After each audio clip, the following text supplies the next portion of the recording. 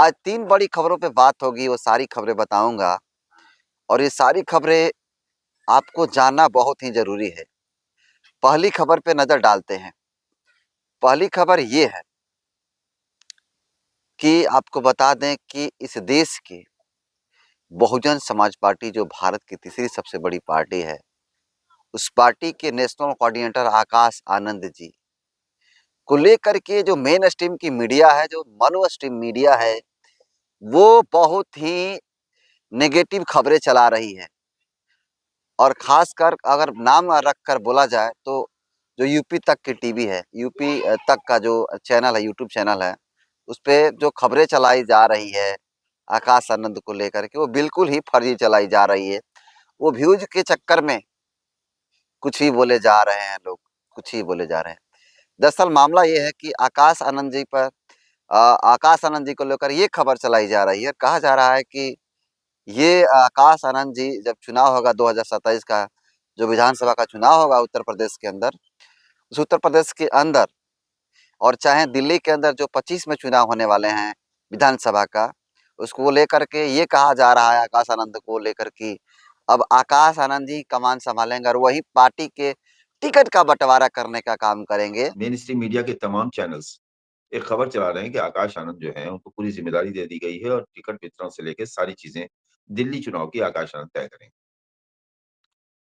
आकाश आनंद जब भी एक्टिव होते हैं तो इस तरह की खबरें बहुत आने लगती हैं। जो बेहद ही गलत खबर है और आप भी अगर ये खबर को सुने हैं तो कमेंट कर ज़रूर बताइएगा। लेकिन ये खबर बिल्कुल बिल्कुल जो है फर्जी है। ऐसी कहीं भी खबरें नहीं दिखाने का काम किया जाए। मैं सभी लोगों से यही अपील करूँगा क्योंकि अभी बहन कुमारी मायावती जी जब तक हैं, मुझे नहीं लगता कि आकाश आनंद जी को इस तरह का भी अधिकार मिलेगा क्योंकि आकाश आनंद जी से भी बहुत सारे ऐसे पुराने कार्यकर्ता हैं पार्टी के अंदर, जो आकाश आनंद जी से ज़्यादा काबिल हैं और बड़े-बड़े ओहदे पे हैं और काफ़ी जानकार भी हैं और पार्टी के लिए उनसे कहीं ज़्यादा टाइम दिए हैं। तो भवन कुमारी मायावती का इस तरह का कहीं भी कोई आदेश नहीं है, जिसको लेकर के जो मेन स्ट्रीम की मीडिया है उसको जो है हाइलाइट करने का काम करे उस मुद्दा को, जबकि सच्चाई कुछ और है। ये बहुत बड़ी अपडेट है। आपको बता दें दूसरी खबर ये है कि दूसरी खबर जो सुनेगा व्यक्ति आप सुन रहे हैं, आपको जानकर हैरानी होगी कि आज जिस प्रकार से बाबा साहब के नाम पे जो पार्टियां अपना रोटी सेक रही हैं, उन सारी सारी पार्टियों का पोल एक ऐसे शख्स खोल दिए हैं जो सालों भर ग्राउंड रिपोर्टिंग करते हैं। जी हाँ, मैं बात कर रहा हूँ आपको एक पत्रकार की। वो पत्रकार आपको बता दें कि सालों भर 24 12 महीना जो है और 12 महीना का प्रत्येक दिन राजीव रंजन नाम के एक पत्रकार हैं जो स्वर्ण समाज से ही आते हैं और वो न्यूज़ 24 पे खबरें दिखाने का काम करते हैं। उनको आप जब भी देखिएगा, भाजपा की रैलियों में, भीम आर्मी की रैलियों में, समाजवादी पार्टी की रैलियों में या फिर चुनाव की जो कवरेज होती है, उन चुनाव कवरेज के दौरान जो राजीव रंजन जी हैं, वो कहीं न कहीं ग्राउंड रिपोर्टिंग करते हुए नज़र आते हैं और लोगों से घुल-मिल कर बातें करने का काम करते हैं। हालाँकि सोच तो उनकी मनुवादी है ही, लेकिन उन्होंने अब तक की सबसे बड़ी सच्चाई लोगों के बीच लाने का काम कर रहे हैं। आपको बता दें कि अ, जो जिस प्रकार से अमित शाह के द्वारा राज्यसभा के अंदर बाबा साहब को लेकर के जो बयान दिया गया, उस बयान को लेकर के बहस चल रहा था, डिबेट चल रहा था न्यूज़ 24 के डिबेट में, खास खबरों में। और उसमें जो एंकर हैं, वो उनसे सवाल करती हैं और सवाल के जवाब में वो कहते हैं, आप सुनिए। तो राजीव, अब ऐसे में अंबेडकर के नाम पर जो यहाँ पर एक पॉलिटिकल कियोस्क करने की जो कोशिश यहाँ पर दिख रही है, खासतौर से विपक्ष की, क्या वाकई ये जो इस वक्त कियोस्क दिख रहा है वो वाकई अंबेडकर के सम्मान पर चोट है या सबको चाहिए दलित वोट? सीधा सवाल मैं आपसे पूछ रही हूँ। जो ये बयान जारी हुआ अमित शाह को, क्या वाकई बीजेपी उस पर घिरती नजर आ रही है और कुछ सियासी नफे नुकसान की स्थिति में वो दिख रही है?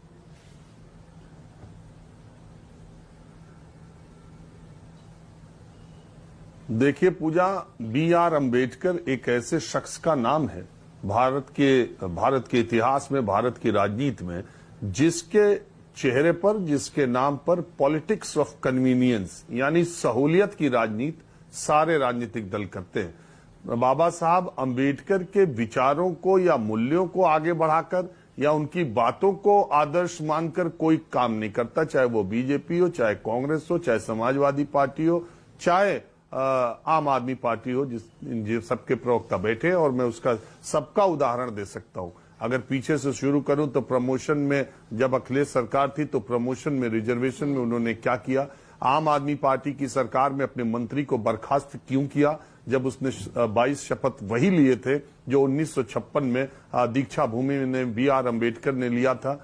तो वही शपथ यहां लेने पर, अम्बेडकर की ली गई शपथ लेने पर वहां पर क्यों इस्तीफा ले लिया गया, उन्हें मंत्रिपरिषद से हटाया गया केजरीवाल की सरकार में। और भारतीय जनता पार्टी ने उस नेता के ऊपर हिंदू विरोधी होने के इतने आरोप क्यों लगाए, अगर उसने बाबा साहब अम्बेडकर ने जो शपथ ली थी वही शपथ ली। पहली बात तो ये। तीसरी बात यह है कि अल्पसंख्यकों के बारे में या नेताओं को भाषणों की मर्यादा के बारे में, या अगर B.R. अम्बेडकर ने यह कहा कि किसी भी सार्वजनिक व्यक्ति को और राजनीतिक दल के व्यक्ति को ऐसे भाषण नहीं देना चाहिए जिससे माइनॉरिटी में डर या असंतोष की भावना उपजे। कितने इस देश के नेता जो भारतीय जनता पार्टी के हैं उनकी इस बात को मानते हैं। दूसरी बात, उसी नागपुर में जहां आरएसएस का संघ मुख्यालय है, उसी नागपुर में हिंदुत्व की बात करने वाले आरएसएस ने विजयादशमी पर अपने कार्यक्रम वो रखने का काम करते हैं। और वहीं से 5 किलोमीटर दूर पर नागपुर में ही, दीक्षा भूमि में ही हिंदू धर्म को त्याग कर बौद्ध धर्म को अपनाया B.R. अम्बेडकर ने। और वहां 22 शपथ लिखे हुए कार्यक्रम देख रहे लोग गूगल पर चले जाएं, उन्हें पता चल जाएगा कि वो 22 शपथ क्या है। तो उसको क्या भारतीय जनता पार्टी, क्या कांग्रेस या देश की कोई पार्टी उसको आगे बढ़ के कहती है कि B.R. अम्बेडकर ने जो दीक्षा ली थी वो हम ये कहते हैं। और हिंदू धर्म में कुरीतियों और शोषितों और वंचितों के खिलाफ जो जातिवादी व्यवस्था है उससे तंग आकर B.R. अम्बेडकर ने हिंदू धर्म छोड़ करके कहा था कि मैं हिंदू के तौर पे मरना नहीं चाहता, और उसके बाद उन्होंने बौद्ध धर्म अपनाया। क्या उनकी इस बातों को कोई लेता है? आजादी के पहले इस देश के शोषितों, वंचितों के लिए हिंदू धर्म या किसी धर्म ने उनको कुछ भी नहीं दिया।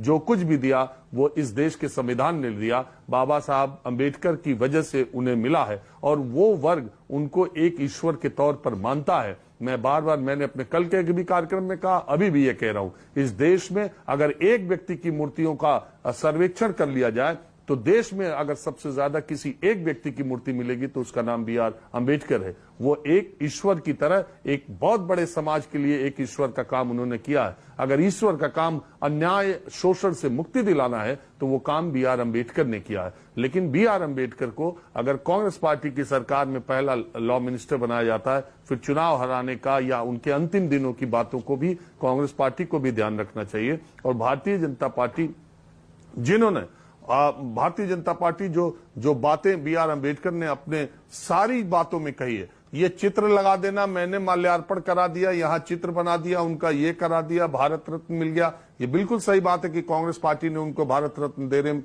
देने में इन 43 वर्षों में, 1990 में गैर बीजेपी सरकार ने उनको भारत रत्न देने का काम किया जब बीएसपी का उत्थान हो रहा था। शायद अगर मान्यवर काशीराम इस देश में बहुजन समाज को आगे ले जाने का और उस मूवमेंट को इतनी स्पीड पकड़ाने का काम नहीं करते तो शायद जो सेकुलर पार्टियां हैं जिन्होंने 1990 में बाबा साहब अम्बेडकर को देने पर मजबूर हुए, शायद वो भी ना होते। देश का दुर्भाग्य ये है कि मान्यवर काशीराम, बाबा साहब अम्बेडकर के बाद एक ही आदमी हुआ मान्यवर काशीराम। तो सुना आपने किस प्रकार से राजीव रंजन जी सारी पार्टियों का पोल खोलने का काम कर रहे हैं, और उन्होंने जिस प्रकार से Samajwadi party, Congress party, Bharatiya Janata party या अन्य कोई पार्टियों का जो है पोल खोलते हुए नजर आ रहे हैं, और ये कह रहे हैं कि आज जितनी भी पार्टियां हैं वे सारी पार्टियां बाबा साहब के नाम को लेकर के राजनीति कर रही है, और वो करने का काम कर रहे हैं। कांग्रेस पर उन्होंने निशाना साधा है और कहा है कि आज इस प्रकार से कांग्रेस उतावला हो रही है, आज उनको कौन नहीं संसद के अंदर नहीं जाने देना चाहता था, इस पे उन्होंने बात कही है। और ये बातें कांग्रेसियों के लिए भी सबसे बड़ी सीख होगी और समाजवादी पार्टियों के लिए भी सीख रहेगी और उन्होंने आगे कहा है कि इस देश के अंदर कोई बाबा साहब को अगर 100% उनके विचारों को आगे ले जाने का काम किया है तो उस शख्स का नाम है मान्यवर कांशीराम और उस पार्टी का नाम है बहुजन समाज पार्टी। आपको बता दें कि राजीव रंजन जी ये बात जब से कहें, ये ट्विटर पे ट्रेंड कराया जा रहा है, ट्विटर पे लोग लिख रहे हैं कि अब देखिए ये लगातार पोल खोल रहे हैं, पोल खोलने का काम कर रहे हैं उन समाजवादी पार्टी और जो कांग्रेस पार्टी है, जो भाजपा है, इन सभी पार्टियों का पोल खोलने का काम कर रहे हैं, जो सबसे बड़ी अपडेट है। आपको बता दें कि जो राजीव रंजन जी हैं एक बहुत ही बेहतरीन पत्रकार हैं और वो आपको मैंने बताया ना कि सालों भर के अंदर वो ग्राउंड रिपोर्टिंग करने का काम करते हैं। उनका एक बहुत बड़ा लंबा चौड़ा अनुभव है, तो मुझे नहीं लगता है कि वो गलत बोल सकते हैं। उन्होंने साफ तौर पे ये भी कहा है कि जो बसपा के कार्यकाल में जिस प्रकार से जो जिले के नाम रखा गया महापुरुषों के नाम पे, बहुजन महापुरुषों के नाम पे, उसका नाम बदलने का काम कौन किया है? ये भी सवाल समाजवादी पार्टी के प्रवक्ताओं से पूछने का काम किया है। और जब ये बोल रहे हैं तो सारे के सारे जितने भी पार्टी के लोग हैं, अन्य विरोधी पार्टियों के लोग हैं, वो सारे लोग चुप्पी साध लेते हैं क्योंकि इनका सवालों का जवाब उनके पास नहीं है। ये सबसे बड़ी बात है। उन्होंने आगे भी कहा है कि जिस प्रकार से अंबेडकर पार्क बनवाया गया था बसपा के कार्यकाल में, उसका नाम कौन बदला? उसका नाम कौन बदला? समाजवादी पार्टी। तो इन्होंने जो पोल खोलने का काम कर रहे हैं, बाकी इनके विचार को आप कैसे देखते हैं कमेंट कर जरूर बताइएगा। तीसरी बड़ी सबसे खबर ये है कि बहुजन समाज पार्टी का जो ग्राफ है गिरा हुआ है, उस ग्राफ को उठाने के लिए बहुजन समाज पार्टी के नेशनल कोऑर्डिनेटर आकाश आनंद जी और उनके कार्यकर्ता डोर टू डोर जाकर कैंपेनिंग करने का काम करेंगे, लोगों से मिलेंगे, गरीब से गरीब, वो चाहे किसी भी कैटेगरी का आदमी क्यों ना हो, सभी लोगों से मिलने का काम करेंगे। अभी दिल्ली का चुनाव होने वाला है और बिहार में 25 में चुनाव होने वाला है, लेकिन पहले दिल्ली का चुनाव होगा, मुझे ऐसा लग रहा है। हालांकि अभी डेटें नहीं आई है, लेकिन जिस प्रकार से बहुजन समाज पार्टी दिल्ली में अपना जोर दिखाने का काम कर रही है, ये काबिले तारीफ है और इसका असर कहीं ना कहीं देखने के लिए जरूर मिलेगा, क्योंकि लगातार जिस प्रकार से आकाश आनंद जी दिल्ली में एक्टिव नजर आ रहे हैं, ये बहुत बड़ा मैसेज है और ये बहुत बड़ी बात होगी बहुजन समाज पार्टी के ग्राफ को उठाने के लिए। बाकी बता दें कि बहुजन समाज पार्टी को ट्रेंड कराया जा रहा है ट्विटर पे और उसमें लिखा जा रहा है, मैं आपको दिखाता हूँ, मैं पढ़कर आपको सुनाने का काम करता हूँ।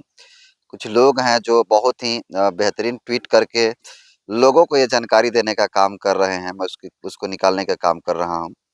देखिए ट्विटर पे ट्रेंड कराया जा रहा है, मैं निकाल रहा हूँ अभी। ट्विटर पे ट्रेंड कराया जा रहा है, वीडियो डाल भी लग रहे हैं, फोटो भी लोग डाल रहे हैं और लिख रहे हैं बहुजन समाज पार्टी के आंदोलन को जिंदा रखना है तो युवाओं को समाज को जोड़ने के लिए संगठन में रहकर कैडर को समझना होगा, क्योंकि संगठन ही महत्वपूर्ण है। और आगे इस पे लिखा जा रहा है, आपको दिखाऊंगा भी, इसमें लिखा रहा है कि घर घर चलो बसपा अभियान। ये बहुत बड़ी अपडेट होगी। इस अपडेट के माध्यम से ये लोगों के अंदर लोगों से मिलेंगे और घर घर जाकर लोगों को समझाने का काम कर रहे हैं कि बहुजन समाज पार्टी एक ऐसी पार्टी है जो बाबा साहब के मिशन को लेकर आगे आ रही है और आगे चल भी रही है और सच्चाई भी यही है। बाकी आप इसको कैसे देखते हैं कमेंट कर दीजिएगा। कितना असरदार होगा घर घर जाकर लोगों से मिलना, इस पर अपनी राय दीजिएगा। अगर इस चैनल पर बहुजन समाज पार्टी और बहुजन समाज से जुड़ी हुई खबरों को जानना चाहते हैं तो जरूर सब्सक्राइब कीजिएगा। बाकी बहुत बहुत धन्यवाद।